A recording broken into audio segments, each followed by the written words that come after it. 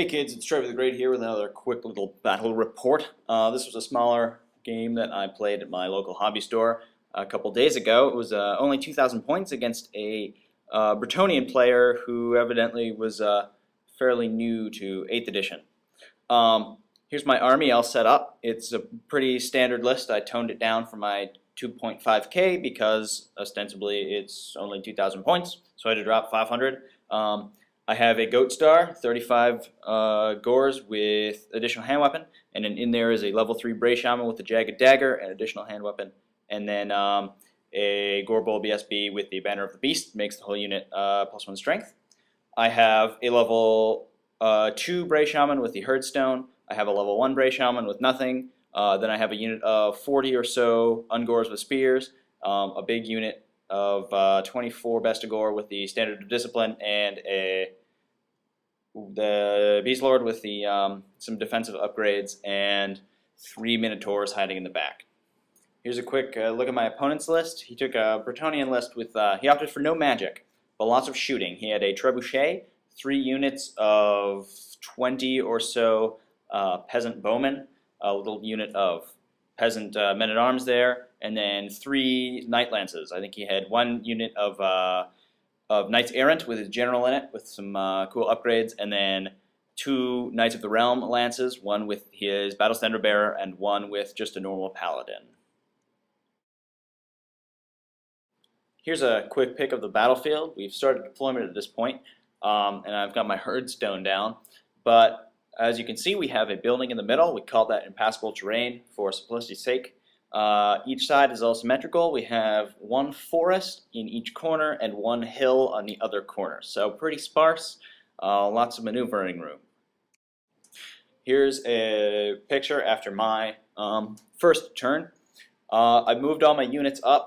They're sort of anchoring my battle line around that building in the middle. My Bray Shamans, who are around the Herdstone there, are hiding behind that building so that they don't get pegged by peasant bowmen, because getting Bray Shamans killed by peasant bowmen is ridiculously embarrassing.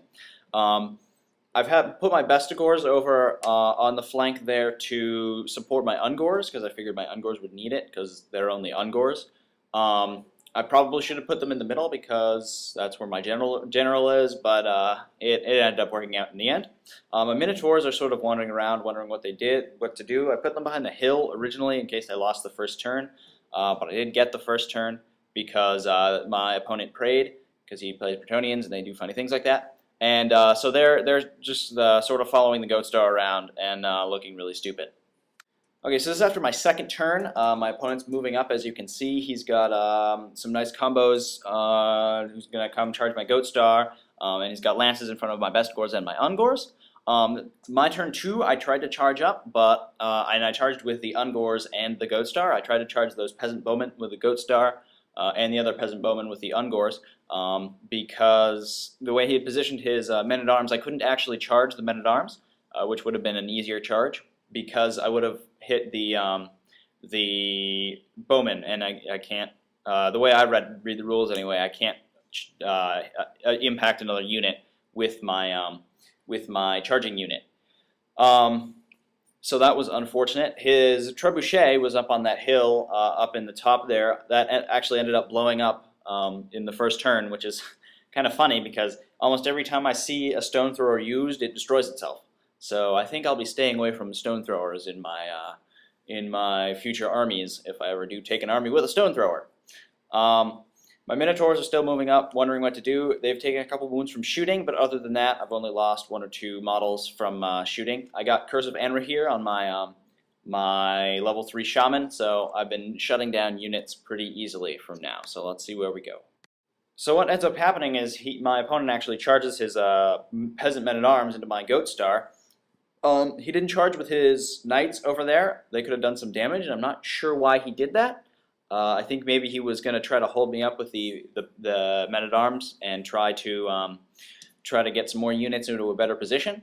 I did have Wisson's Wild Form cast on that the Goatstar unit there, so they were Strength 5, Toughness 5. So ostensibly they killed about 15 peasants and left the rest to run away.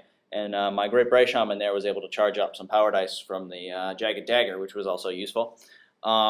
and I didn't catch them in the overrun because my guy's only over 1d6, but I was in a position to charge his knights next turn, which is a bad position for him. The rest of the game was sort of rushed. I had to wrap up pretty quickly, so I actually didn't take any pictures beyond this one. This is my third or fourth turn, I believe. As you can see, the Minotaurs have taken some wounds from shooting. Thankfully, they've passed all of their panic checks.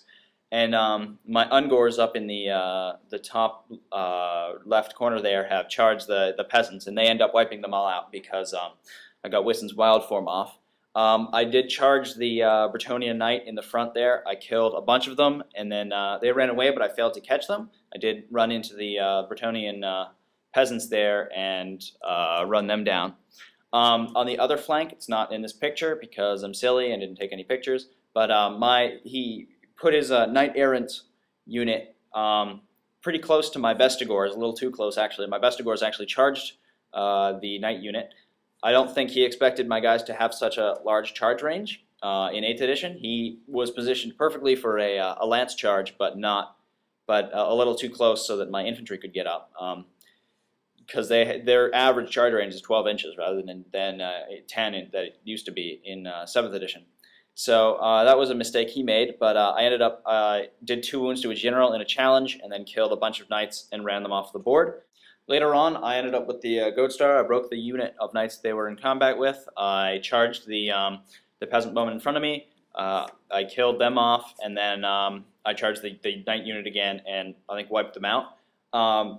The Ungors over on the side got charged by the Knight Lance over there. They got broken and ran away, but I rolled high enough to actually run away from the Knights, and then the Knights got charged by the Bestigor, and the Bestigor killed most of them, I think. I don't think I wiped them out, but I killed most of them. And that was pretty much the game. I think we did call it on turn 5 because all he had was fleeing units and a unit of peasants in the corner there. A couple things that I think he could have done better, especially use his lances a little bit better. He was using them spread across the board. I think what he should have done, if he put all 3 lances into one unit, because my units have such a large frontage that he could have put a lot of knights into one. Especially my Ungors are one of my weaker units. He could have destroyed that unit easily and started to get around and try to hit rears and things. Or hunt down my mages and challenge my weaker characters out, things like that. That's something he didn't do. He spread his bowmen out a lot. He could have concentrated fire on things like the Minotaurs and the Ungors, these things that were easy to kill. And then lastly, he had no magic, so I was able to reign supreme with the amount of magic I had. So those are my thoughts on the game. Hope you enjoyed, and I'll get some other ones to you soon.